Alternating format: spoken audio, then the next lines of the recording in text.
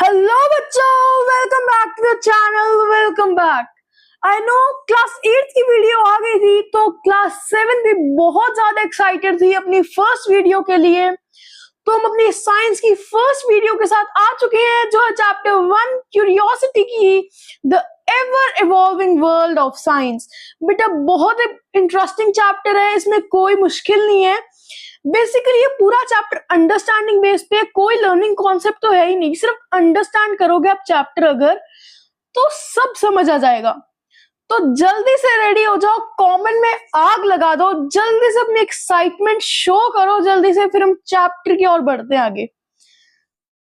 तो कॉन्सेप्ट पे आगे बढ़ने से पहले बच्चों आप मुझे ये बताओ कि जब आप कोई कॉन्सेप्ट पढ़ते हो साइंस का, तो आपके मन में बहुत सारे क्वेश्चंस आते होंगे। फॉर एग्जाम्पल, हम ये कॉन्सेप्ट क्यों पढ़ रहे हैं, इसका कॉन्सेप्ट का यूज हमारी लाइफ में आगे क्या है, इस कॉन्सेप्ट का लॉजिक क्या है। बच्चों बिकॉज ना साइंस से कोई मैजिक तो है नहीं। हर जो कॉन्सेप्ट बनती है, कोई थ्योरी बनती है, तो उसके पीछे बहुत सारे रिसर्च होती है साइंटिस्ट की, तभी वो कॉन्सेप्ट, उनकी थ्योरीज, उनका रिजल्ट, उनकी रिसर्च सामने आती है हमारे, और उनको हम पढ़ते हैं। और वो हम ऐसे क्वेश्चंस हमारे माइंड में क्यों आते हैं, हमारे क्यूरियोसिटी की वजह से। और वो क्यूरियोसिटी होती क्या है ना। तो अब वो मैं आपको बताता हूँ। क्यूरियोसिटी एक चीज है जो हमारे मन की जिज्ञासा, जिज्ञासा मीन्स ईगरनेस को बढ़ाती है, लर्न करने को, कॉन्सेप्ट्स के, कॉन्सेप्ट को अंडरस्टैंड करने को, है ना। उस कॉन्सेप्ट में है क्या, ये हम क्यों पढ़ रहे हैं। आपकी क्लास 8th की और 7th की बुक का नेम भी क्यूरियोसिटी है। क्यों? Because children are curious to know why we are reading these concepts. उसमें बहुत सारे चैप्टर्स हैं आपकी बुक्स में, एसिड एंड बेसिस, और बहुत सारे ऐसे। तो हम जब वो चैप्टर्स पढ़ेंगे तो उसमें भी हमारे मन में बहुत सारे क्वेश्चंस आएंगे कि हम क्यों पढ़ रहे हैं, इसका यूज क्या है ना। तो वो क्यूरियोसिटी हर ह्यूमन बीइंग के ब्रेन में होनी बहुत इंपॉर्टेंट है, बिकॉज क्यूरियोसिटी ही हमारी लर्निंग पावर को इम्प्रूव करती है। वो स्टूडेंट्स में क्वेश्चन पावर बिल्ड करती है, कॉम्प्लेक्स लर्निंग बिल्ड करती है ना। उनकी ऑब्जर्वेशन स्किल्स को बिल्ड करती है कि आसपास की वो चीजों को ऑब्जर्व करें, उनसे उनको क्या सीखने को मिल रहा है, उनकी ऑब्जर्वेशंस है क्या, है ना। How they are viewing the things, because हर बच्चे का एक अपने आसपास की दुनिया को देखने का नजरिया अलग होता है। Everything has a different view point, है ना। और हर बच्चे को जिज्ञासा होती है, क्यूरियोसिटी होती है हर चीज को समझने की, हर चीज को एक्सप्लोर करने की, है ना। तो साइंटिफिक फैक्ट्स होते हैं, है ना, हमारे बहुत साइंटिफिक फैक्ट्स पढ़ते हैं हम, है ना, उनको समझने की। एक्सपेरिमेंट्स आते हैं बहुत सारे, उनके पीछे साइंस समझने की, है ना। हमारी डेली लाइफ में बहुत सारी ऐसी चीजें होती हैं जो नहीं आती है। कुछ आपको पेरेंट्स सिखाते हैं, है ना, और कुछ पेरेंट्स आपसे सीखते हैं, कुछ आप टीचर से सीखते हो, कुछ टीचर आपसे सीखती है। हर हर दिन, हर रोज एक लाइफ में नया पड़ाव आता है जहां पर हम एक नई चीज सीखते हैं, चाहे वो कोई बड़ा हो, चाहे वो कोई छोटा हो। तो हर ह्यूमन बीइंग के माइंड में क्यूरियोसिटी होती है, जिज्ञासा होती है चीजों को जानने की, प्रॉब्लम्स को अंडरस्टैंड करने की। तो क्यूरियोसिटी जो है वो हमारी प्रॉब्लम जो सॉल्विंग स्किल्स है उनको इम्प्रूव करता है ना। हमें डिस्कवर करने के लिए प्रवोक करता है, अपनी ऑब्जर्वेशन स्किल्स को इम्प्रूव करता है कि हम कैसे ऑब्जर्व कर रहे हैं नेचर को, है ना, और चीजों को कैसे एक्सप्लोर कर रहे हैं हम अपनी आसपास की वर्ल्ड को, है ना। तो बहुत इंपॉर्टेंट है इस कॉन्सेप्ट को जानना कि क्यूरियोसिटी होती क्या है, क्योंकि आपकी बुक का नेम भी क्यूरियोसिटी, और चैप्टर 1 में हम एनसीईआरटी ने यही डिस्कस किया है, ताकि आप अपनी बुक को पहले इंट्रोड्यूस करो, आप अपनी बुक को जानो, तो ही अगर आप बुक को जान पाओगे तो ही आगे आप अपने चैप्टर्स को भी पढ़ पाओगे। बच्चों चैप्टर पे आगे बढ़ने से पहले कुछ आप खुद सोचो, अपने सराउंडिंग में आपको कुछ चीजें होती हैं जो आपको प्रोवोक करती हैं सोचने के लिए। फॉर एग्जाम्पल, अगर आप ऊपर देखते हो तो आपको ऊपर क्या दिखता है, स्काई दिखती है, आसमान दिखता है। वो स्काई ब्लू होती है ना, पर वो ब्लू ही क्यों होती है, वो ग्रीन, रेड, पर्पल, पिंक भी तो हो सकती है ना। बहुत सारे कलर्स हैं वर्ल्ड में, वो सिर्फ ब्लू ही, स्पेसिफिक कलर ब्लू की ही क्यों होती है। अब कोई चीज है, फॉर एग्जाम्पल एप्पल है, वो एप्पल को अगर हम ऊपर उछालेंगे तो वो नीचे क्यों आएगा, वो ऊपर की क्यों नहीं रहता, है ना? बर्ड्स हैं, बर्ड्स फ्लाई क्यों करते हैं, है ना? वो चल भी तो सकते हैं, है ना? चल के भी तो उनका गुजारा हो सकता है, पर उनको फ्लाई करने की एबिलिटी क्यों दी है? अब कोई लिविंग ऑर्गेनिज्म है, वो अर्थ पर बर्थ लेगा, है ना? तो इवेंचुअली उसकी डेथ भी तो होगी, पर वो डेथ हो क्यों रही है? वो हमेशा living being as a survive भी तो कर सकता है ना? और हमारा ब्लड है, ब्लड का कलर रेड है, ब्लू भी तो हो सकता है। बाकी ऑर्गेनिजम्स का, फॉर एग्जांपल ऑक्टोपस वगैरह का ब्लू होता है, ह्यूमंस का रेड क्यों है? उनका भी तो ब्लू हो सकता है, वाई? तो बच्चों बहुत सारी चीजें होती हैं हमारे आसपास के सराउंडिंग्स में, कई बार हम उन चीजों को इग्नोर कर देते हैं। तो उस इग्नोरेंस वाले क्वेश्चंस को ना हमें सॉल्व करने की क्यूरियोसिटी होनी चाहिए, और ये चैप्टर वही क्यूरियोसिटी को डेवलप करने का एम रखता है। अगर हम बहुत डीप जाएं तो हमें तो ये भी सोचना चाहिए ना, ह्यूमंस के माइंड में थॉट्स क्यों डेवलप होते हैं, है ना? थॉट्स डेवलप इसलिए होते हैं क्योंकि वो क्यूरियस होते हैं चीजों को जानने के लिए, चीजों को समझने के लिए, डिस्कवर करने के लिए, है ना? ये डिस्कवर करना ना चीजों को बहुत इंपॉर्टेंट होता है लाइफ में, क्योंकि अगर आप चीजों को डिस्कवर ही नहीं करोगे तो आप आगे लाइफ में आने वाली प्रॉब्लम्स को सॉल्व कैसे करोगे? प्रॉब्लम तभी सॉल्व कर पाओगे क्योंकि ताकि आपको पहले एक्सपीरियंस हो उस चीज का, आपने उस चीज के बारे में पढ़ा हो, समझा हो, है ना? अब फॉर एग्जाम्पल, मैंने यहाँ पे एग्जाम्पल रखे पेपर प्लेन का। पेपर प्लेन से बड़े बड़े एरोप्लेन्स बनाने का जो जर्नी थी, वो जर्नी कैसे बढ़ी? किसी साइंटिस्ट ही होगा, कोई एक इंजीनियर ही होगा जिसने सोचा होगा अगर ये पेपर प्लेन है, ये हवा में उड़ता है ना? तो हम कोई एक ऐसा रियल लाइफ इन्वेंशन भी तो कर सकते हैं, डिस्कवरी भी तो कर सकते हैं ना, कि इस हम पेपर प्लेन को एक रियल लाइफ में बदल दें, है ना? एक रियल लाइफ अकोमोडेशन में बदल दें जो ट्रैवलिंग में पीपल्स को हेल्प करे, लोगों को हेल्प करे, ताकि वो अपनी जर्नी बहुत आसानी से कवर कर सके, है ना? तो वो एक journey from a paper plane to an aeroplane, वो भी एक क्यूरियोसिटी की वजह से ही पॉसिबल हुई है, क्योंकि वो इंजीनियर क्यूरियस था उस चीज को समझने के लिए और उसको रियल लाइफ में इम्प्लीमेंट करने के लिए। बहुत बड़ी बड़ी इन्वेंशंस होती हैं, फॉर एग्जाम्पल कि जैसे एक आइजैक न्यूटन था, है ना? उसने इन्वेंशन क्या की? ग्रेविटी की इन्वेंशन की। कि किस एग्जाम्पल से, किस रियल लाइफ एग्जाम्पल से उसने इन्वेंशन की? कि उस एक एप्पल नीचे गिरा। एप्पल नीचे गिरा क्यों? क्योंकि he was curious to know कि एप्पल नीचे क्यों गिरा, है ना? और उस क्यूरियोसिटी की वजह से ही उसने एक बहुत बड़ी इन्वेंशन कर दी, है ना? हर एक डिस्कवरी, कोई भी आपकी क्यूरियोसिटी की जो, अगर आप क्यूरियस हो उस चीज को जानने के लिए, तो हर डिस्कवरी दो ही क्वेश्चन से सॉल्व होती है। सॉल्व भी उसी से होती है, स्टार्ट भी उसी से होती है। और वो दो क्वेश्चंस क्या है? How and why. कि ये चीज क्यों करें हम, क्यों होनी चाहिए, और कैसे होएगी, how how it will be done, है ना? साइंस सिर्फ एक फैक्ट्स के बारे में ही नहीं है, वो एक बुक तक ही सीमित नहीं है, वो हमारे आसपास की दुनिया में ही है। साइंस कोई बुक में ही नहीं है, सिर्फ वो आसपास की दुनिया में ही है। जैसे मैंने आपको बताया स्काई के बारे में, ब्लड के बारे में, है ना? ब्लड रेड क्यों है, स्काई ब्लू क्यों है ना? तो ये चीज आप कैसे जानोगे? क्यूरियोसिटी की वजह से। अगर आप अपने अंदर क्यूरियोसिटी बिल्ड करोगे तो ही आप चीजों को जान पाओगे। और ये क्यूरियोसिटी क्या चीज है? अ journey of exploration and imagination. आप कोई चीज इमेजिन करोगे तो ही आप उसको रियल लाइफ में इंप्लीमेंट कर पाओगे, उसको रियल लाइफ में ला पाओगे।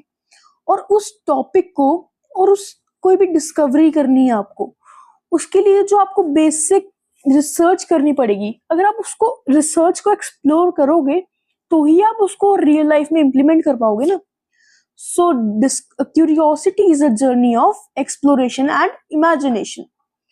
साइंस में बहुत कुछ सिखाती है बेटा, हमें ऑब्जर्व करना सिखाती है, हमें क्वेश्चंस को समझना और उनको सॉल्व करना सिखाती है।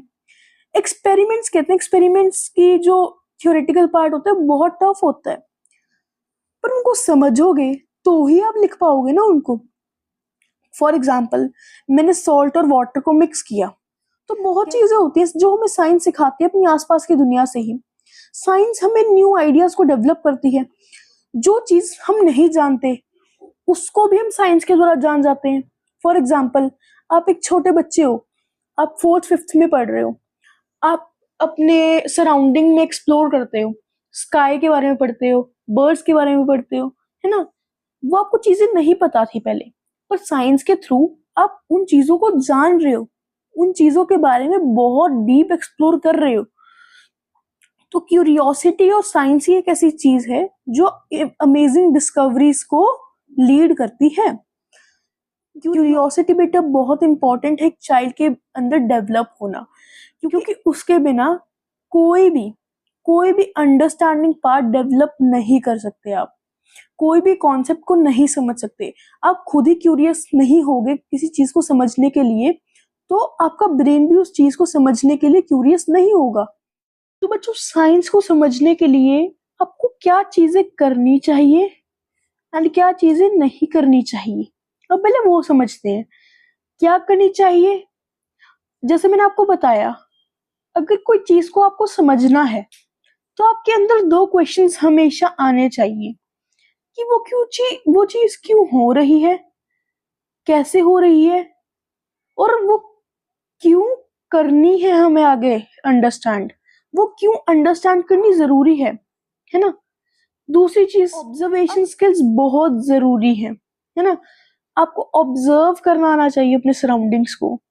जैसा मैंने आपको एग्जांपल दिया था, एक कोई इंजीनियर होगा, उसने ऑब्जर्व किया होगा एक पेपर प्लेन को, है ना?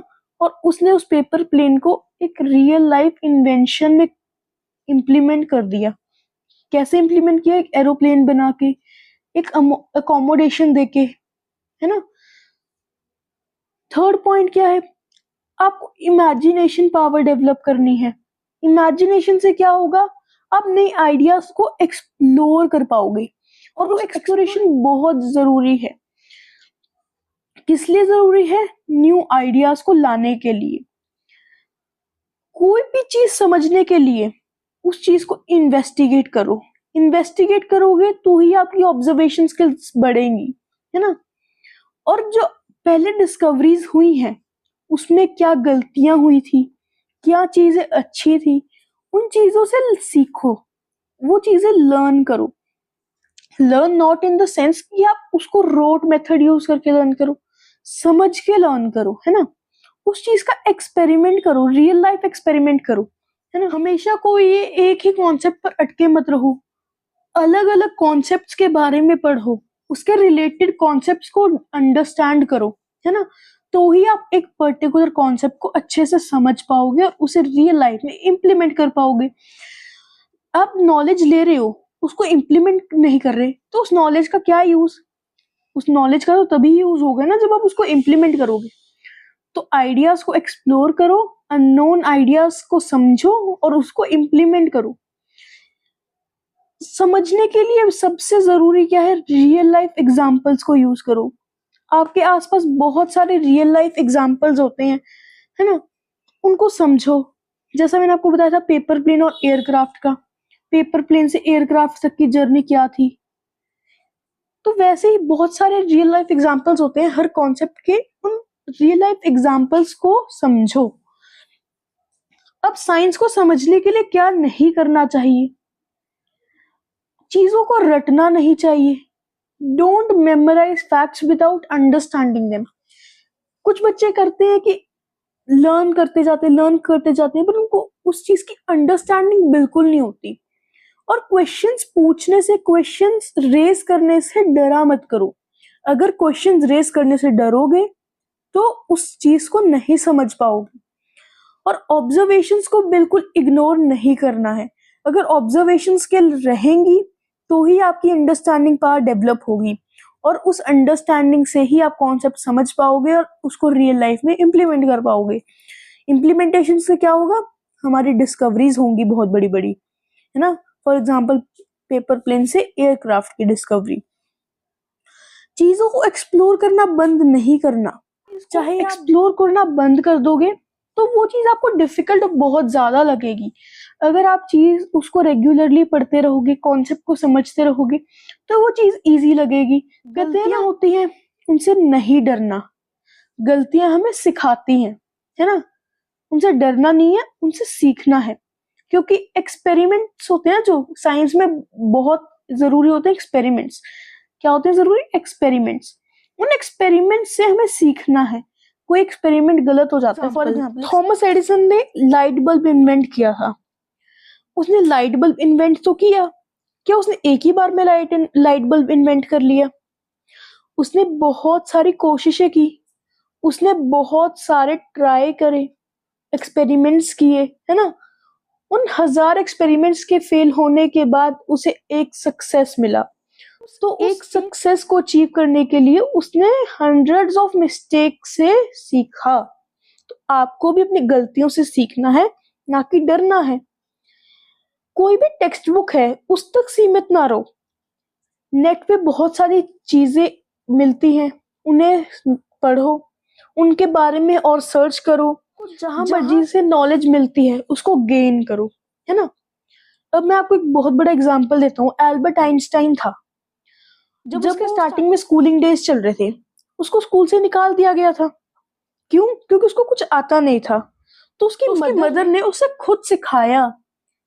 तो सिर्फ उसकी मदर के एफर्ट से तो वो सीख नहीं पाया ना, वो खुद भी क्यूरियस था ना सीखने को। तो उस क्यूरियोसिटी की वजह से ही वो एक बहुत बड़ा साइंटिस्ट बन पाया था, है ना। तो that's why curiosity is important, है ना। क्यूरियोसिटी से हमारी बहुत सारी चीजें डेवलप होती हैं। For example observation skills, imagination power, है ना। बच्चों, हमारे आसपास की दुनिया में बहुत सारी चीजें होती हैं जो हमें साइंस के बारे में सिखाती हैं, हमारे अंदर क्यूरियसनेस डेवलप करती हैं, क्यूरियोसिटी की पावर डेवलप करती हैं। फॉर एग्जाम्पल आपके घरों में बहुत सारे प्लांट्स होंगे, है ना। गार्डनिंग करते होंगे, आपके गार्डन में बहुत सारे प्लांट्स होंगे, फ्लावर्स होंगे। उन प्लांट से भी हमें बहुत कुछ सीखने को मिलता है। देखो फॉर एग्जाम्पल यहाँ पर प्लांट से हमें सीखने को क्या मिलता है कि वो अपना फूड प्रिपेयर कैसे करते हैं। कैसे प्रिपेयर करते हैं? फोटोसिंथेसिस के प्रोसेस से प्रिपेयर करते हैं। फोटोसिंथेसिस क्या होता है? Photo means light and synthesis means to putting together everything. Everything में क्या आता है? Sunlight, water and carbon dioxide. तो light, water and carbon dioxide मिलकर प्लांट के लिए एक फूड बनाती है, जिस फूड से वो प्लांट ग्रो करता है। अगला कॉन्सेप्ट क्या है हमारा? Rain and water cycle. Rain बच्चों, रेन क्या लाती है हमारे लिए? पानी लाती है। और पानी ऐसी चीज है जो वर्ल्ड पे कभी खत्म ही नहीं हो सकती, बिकॉज वर्ल्ड पे मच अमाउंट ऑफ वाटर है और लेस अमाउंट ऑफ लैंड है, हमने पढ़ा ये। तो पानी इतना ज्यादा है कि वो खत्म हो ही नहीं सकता। हाउएवर जो फ्रेश वाटर बहुत ही कम क्वांटिटी में है, पर जो सिलाइन वाटर है, सॉल्टी वाटर है, सीज और ओशियंस का वाटर है, वो बहुत ज्यादा क्वांटिटी में है ना। तो वो रेन वाटर साइकिल क्या करती है? जो ओशियंस एंड सीज में वाटर है उसको इवेपोरेट करती है। सारा इवेपोरेट नहीं करती, कुछ अमाउंट में इवेपोरेट करती है। उस इवेपोरेशन के बाद वो क्या करती है? क्लाउड्स को फॉर्म करती है ना। जब वो क्लाउड्स हैवी हो जाते हैं, है ना, वो क्लाउड्स इधर उधर होके एक इस लोकेशन से उस लोकेशन पर जाके वो क्या देते हैं? वाटर देते हैं in form of rain. Rain होएगी तो वाटर नीचे ग्राउंड पर आएगा, है ना। और अगर ग्राउंड पर आएगा तो उसकी रेन वाटर हार्वेस्टिंग होएगी, जिससे लोगों को फ्रेश वाटर मिलेगा। हाउएवर वो कंप्लीटली फ्रेश नहीं है, कंप्लीटली प्योर नहीं है, पर कुछ चीजों में वो यूज हो सकता है। For example washing clothes, gardening. अगला कॉन्सेप्ट क्या है हमारा? Electricity in daily life. अब आप खुद बताओ, अगर आज की लाइफ में इलेक्ट्रिसिटी ना हो तो क्या सर्वाइवल पॉसिबल है? सर्वाइवल पॉसिबल नहीं है, बिकॉज इलेक्ट्रिसिटी से हमारे मोबाइल फोन्स चलते हैं। अब आप कहोगे मोबाइल फोन्स तो चार्जिंग से चलते हैं, पर चार्जिंग किससे होती है? इलेक्ट्रिसिटी से ही होती है ना। मोबाइल के सिग्नल्स आते हैं वो इलेक्ट्रिक टावर्स के थ्रू ही आते हैं, है ना। अब आप गर्मियां होती हैं, समर वेकेशंस होती हैं, है ना, उसमें बहुत इंटेंस हॉट होता है, वेदर इज टू इंटेंस, है ना। तो उस टाइम आप बिना एसीज, बिना फैंस के बिना रह सकते हो? नहीं रह सकते। लेजर टाइम के लिए हमें बहुत सारी चीजें चाहिए होती हैं आज के टाइम में। For example television, mobile phones, है ना। तो वो सब चीजें किससे चलती हैं? इलेक्ट्रिक करंट से चलती हैं बेटा। किससे चलती हैं? इलेक्ट्रिक करंट से, है ना। कुकिंग फूड, फूड किससे कुक होता है? एलपीजी से, लिक्विफाइड पेट्रोलियम गैस, है ना। वो लिक्विफाइड पेट्रोलियम गैस कहाँ से आती है? डीप ओशियन से, है ना। वो फूड कुक होता कैसे है? कुछ चेंजेस ही आते होंगे ना उसमें, रॉ मटेरियल से एक फिनिश्ड गुड बनने तक कुछ उसमें चेंजेस आते हैं। वो चेंजेस, वो प्रोसेस हमें कुछ सिखाता है ना। फॉर एग्जाम्पल, अगर एक पोटैटो है, पोटैटो को बॉईल करना है, तो वो बॉईल करने के प्रोसेस को क्या कहते हैं? It is a chemical change, है ना। वो चेंज है ना कोई, वो चेंज हमें कुछ तो सिखा रहा है ना। अगला कॉन्सेप्ट है हमारा मैग्नेट सराउंड अस। बेटा हमारा अर्थ ही है ना, वो एक बहुत बड़ी मैग्नेट है। नॉर्थ पोल साउथ पोल ये दोनों मैग्नेट्स हैं, है ना। अब बहुत सारी चीजें होती हैं, फॉर एग्जांपल आयरन। अब मैं मैग्नेट को एक आयरन ऑब्जेक्ट के पास लाऊंगा, तो मैग्नेट उस आयरन ऑब्जेक्ट को अट्रैक्ट करेगा ना, है ना। और बहुत सारे मैग्नेट्स, बहुत चीजें, और मैग्नेट्स आजकल स्पीकर्स में, है ना, बहुत चीजों में यूज होते हैं। अब अगला कॉन्सेप्ट क्या है? लाइट एंड शेडो का कॉन्सेप्ट है। लाइट एंड शेडो कैसे फॉर्म होती है? अब ये तो है नहीं कि उसके पीछे भी कोई मैजिक है, भगवान ने आके फॉर्म कर दी, है ना। उसके पीछे भी तो कोई कॉन्सेप्ट होगा ना, उस लाइट को समझने का। वो लाइट की डिस्टेंस, वो लाइट कैसे डिस्टेंस ट्रैवल करती है ना, उस ट्रैवलिंग डिस्टेंस को समझते हैं हम। लाइट के ब्लॉक होने का, पास होने के कॉन्सेप्ट को समझते हैं। ओपेक ऑब्जेक्ट्स, ट्रांसल्यूसेंट ऑब्जेक्ट्स, जो अभी अभी आगे आने वाले क्लासेस में पढ़ोगे, चैप्टर्स में पढ़ोगे, है ना। तो उस कॉन्सेप्ट को भी हमें साइंस से सिखाती है। उसके बाद फ्लोटिंग एंड सिंकिंग, ये तो बहुत ही कॉमन कॉन्सेप्ट है जो हमारी रियल लाइफ में इम्प्लीमेंट होता है। अब कोई भी एक कॉइन है, आप उसको वाटर में डालते हो, है ना, वो कॉइन का फ्लोट करेगा? नहीं करेगा, वो सिंक हो जाएगा, क्योंकि कॉइन वाटर से हैवी है ना, उसकी डेंसिटी हाई है।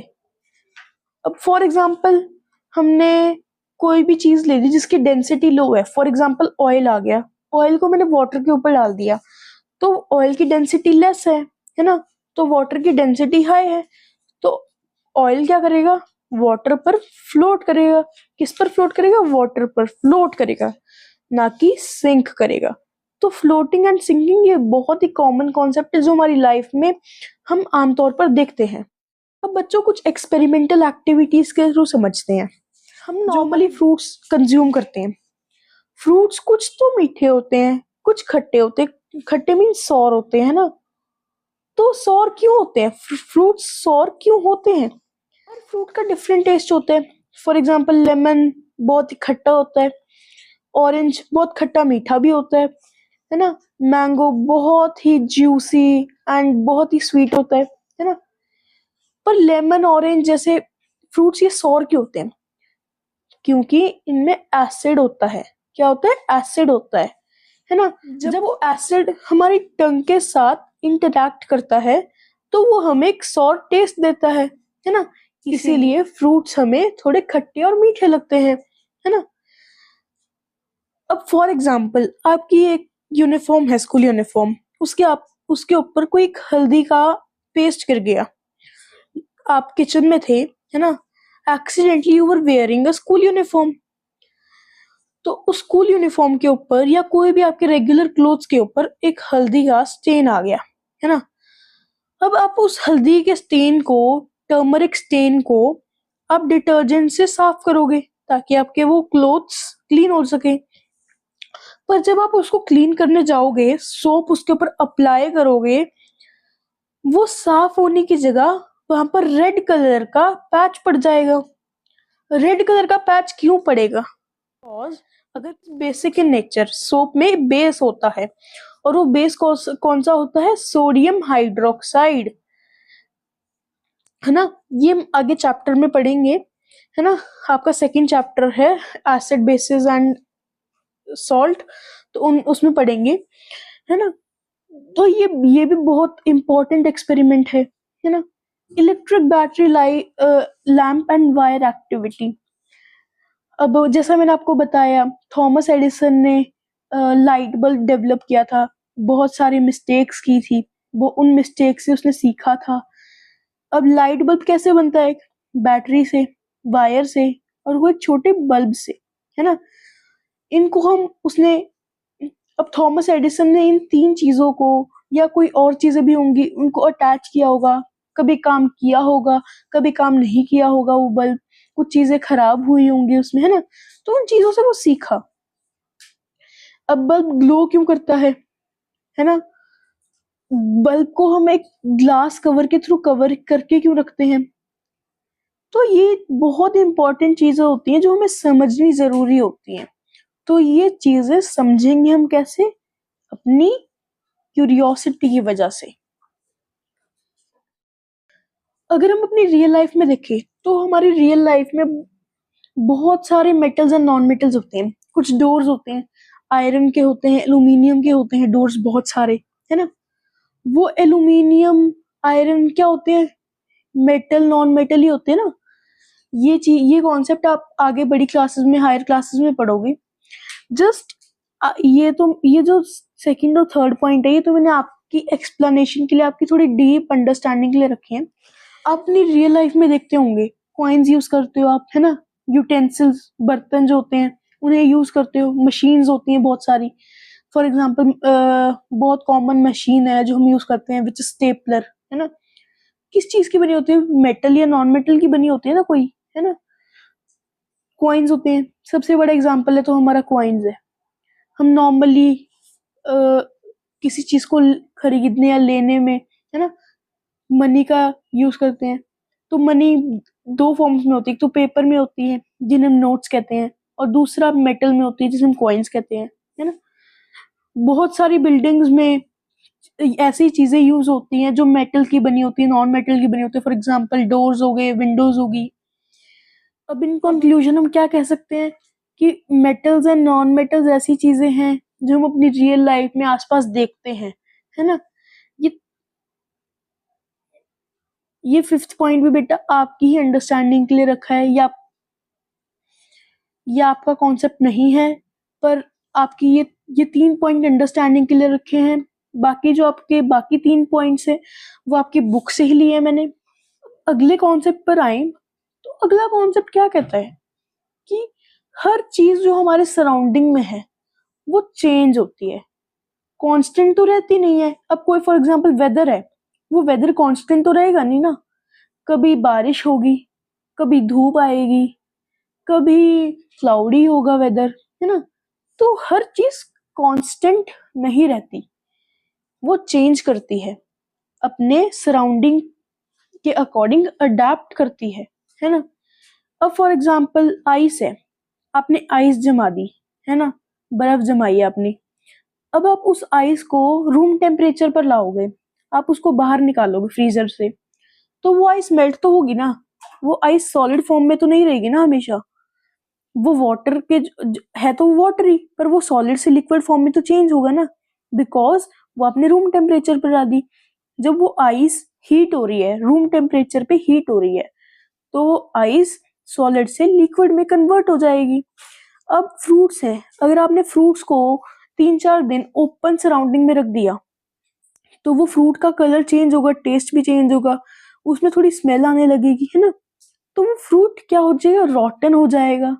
अब कोई फ्रूट कच्चा है ना, वो राइप नहीं है, तो अगर आप उसको अपनी सराउंडिंग में रखोगे इट विल गेट राइपन, है ना, वो पक जाएगा। अब रॉक्स है, रॉक्स की वेदरिंग के बारे में हम पढ़ेंगे, आपने सोशल में पढ़ा होगा, जियोग्राफी में पढ़ोगे आप कि रॉक्स की भी ब्रेकडाउन होती है जिसे हम वेदरिंग कहते हैं।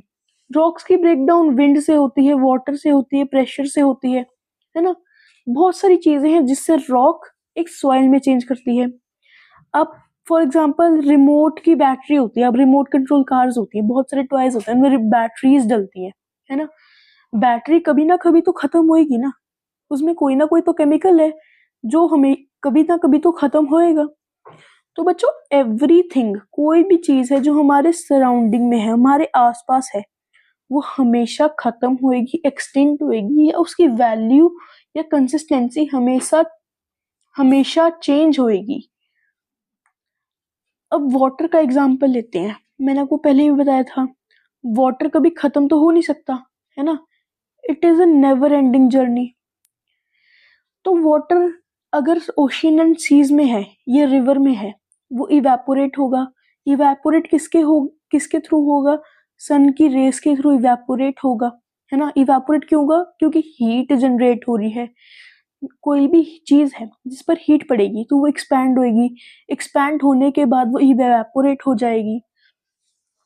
जब वो इवेपोरेट होएगी तो उसके वेपर्स बनेंगे। जब बहुत सारे वेपर्स, फॉर एग्जांपल ये एक वेपर है, ये एक वेपर है ना, ये वेपर एक साथ मिल रहे हैं तो ये क्या फॉर्म कर रहे हैं? एक ड्रॉप फॉर्म कर रहे हैं। किसकी ड्रॉप है? ये वाटर की ड्रॉप है। जब बहुत सारी ड्रॉप्स बन जाएंगी, क्लाउड बन जाएगा, वो क्लाउड हैवी हो जाएगा, है ना। इन वाटर वेपर्स के थ्रू क्या हो जाएगा? हैवी हो जाएगा। तो वो जो क्लाउड है वो बर्स्ट, कई बार क्लाउड बर्स्ट हो जाते हैं जिससे फ्लड आते हैं, है ना। तो वो क्लाउड के थ्रू क्या आएगी? रेन होगी। रेन से क्या आएगा? पानी ग्राउंड पर आएगा। वो तो ये वाटर साइकिल है। वाटर क्या हो रहा है? एक न्यू फॉर्म ले रहा है। अब बहुत इंपॉर्टेंट चीज है लाइफ। लाइफ बहुत प्रेशियस होती है। अब लाइफ की जर्नी एक इन्फेंट है। अब इसको ओल्ड एज तक पहुंचने के लिए एक जर्नी तो ट्रैवल करनी पड़ेगी ना। अब इस जर्नी का सफर कैसे कंप्लीट होगा, है ना। अब फॉर एग्जांपल ह्यूमंस है। ह्यूमंस को बड़े होने के लिए क्या चाहिए? उनको न्यूट्रिशनस फूड चाहिए, है ना। उनको क्या चाहिए? एयर चाहिए। एयर में क्या बेसिकली क्या चाहिए? ऑक्सीजन चाहिए, है ना। हमारी बॉडी में क्या है? ब्लड है। ब्लड क्या करता है? न्यूट्रिएंट्स को कैरी करता है डिफरेंट डिफरेंट पार्ट्स तक, हमारी बॉडी पार्ट्स तक, है ना। और ये न्यूट्रिएंट्स कहाँ से आते हैं? हमारे फूड से आते हैं, है ना। तो इस न्यूट्रिशियस फूड से, इस ऑक्सीजन से, है ना, हम क्या करते हैं? ग्रो करते हैं। अब एनिमल्स हैं। एनिमल्स को भी फूड चाहिए, है ना। फूड कैसे लेंगे? कार्निवोरस एनिमल्स हंट करेंगे, है ना। हर्बीवोर्स हैं, वो प्लांट्स वगैरह खाएंगे, है ना। ब्रीथ कैसे करेंगे? या तो लंग्स से ब्रीथ करेंगे, गिल्स से ब्रीथ करेंगे। गिल्स फॉर एग्जांपल किसमें होते हैं?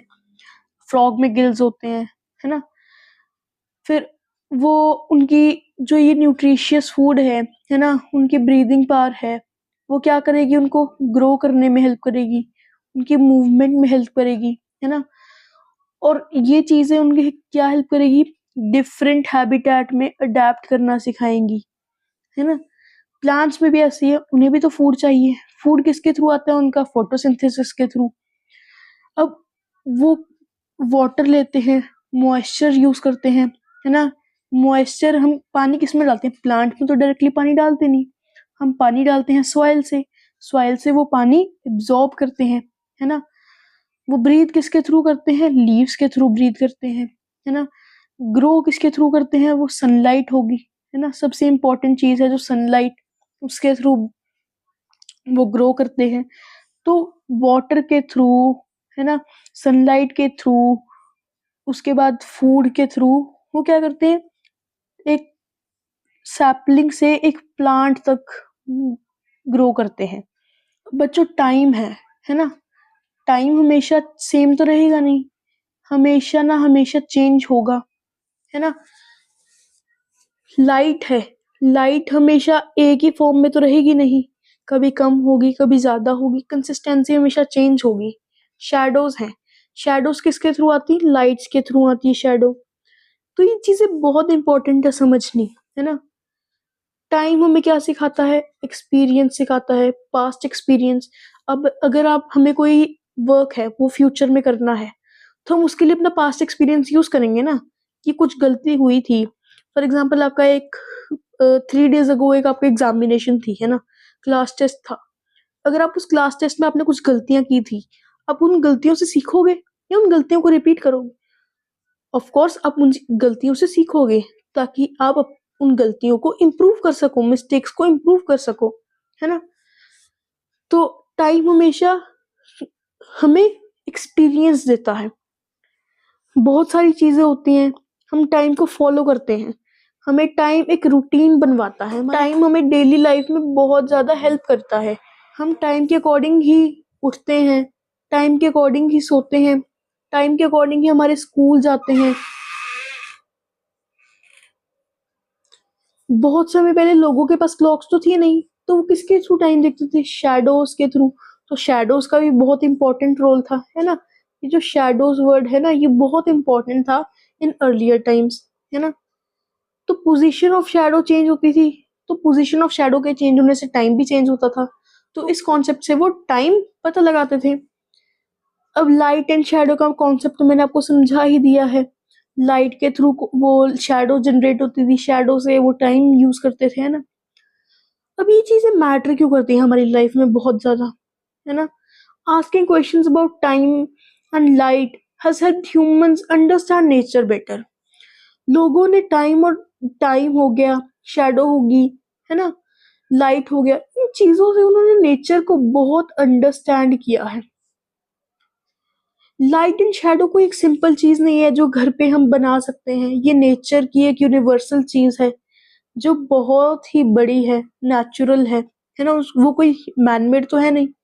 हम चीजों को एक्सप्लोर करेंगे तो ही चीजें हमें समझ आएंगी।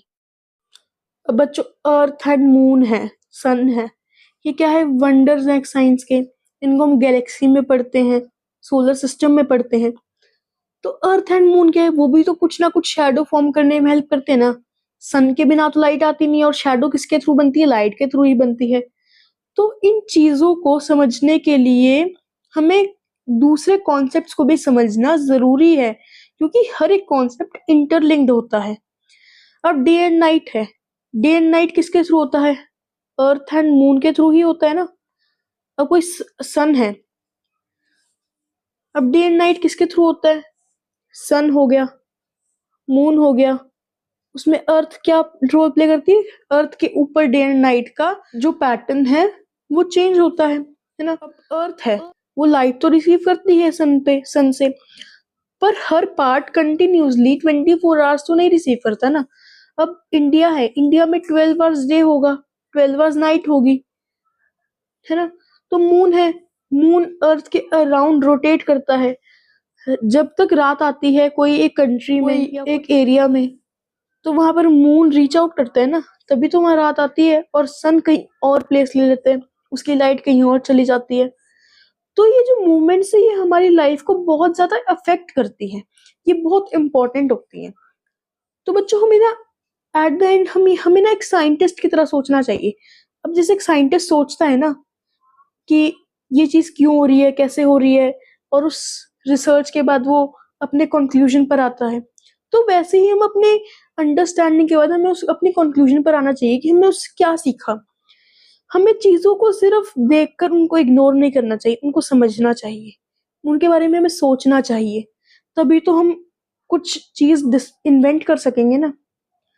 आगे वाले आने वाले चैप्टर्स में भी आपको अपनी ऑब्जर्वेशन स्किल्स को हमेशा हाई रखना है, ताकि आप उन चीजों को समझ सको और आगे फन एक्सपेरिमेंट्स को भी समझ सको, और उस नॉलेज को आप अपनी रियल लाइफ में यूज कर सको।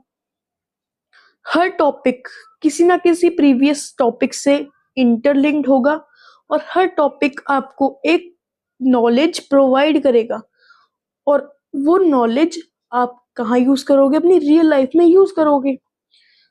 कोई भी डाउट हो, अपना क्वेश्चन रेज करा करो, पूछा करो, डरा मत करो, चीजों को एक्सप्लोर किया करो, आइडियाज को एक्सप्लोर किया करो, और उन चीजों को खुद इम्प्लीमेंट करने की पावर रखा करो, कि हम उस नॉलेज को अपनी रियल लाइफ में फॉर श्योर यूज करेंगे।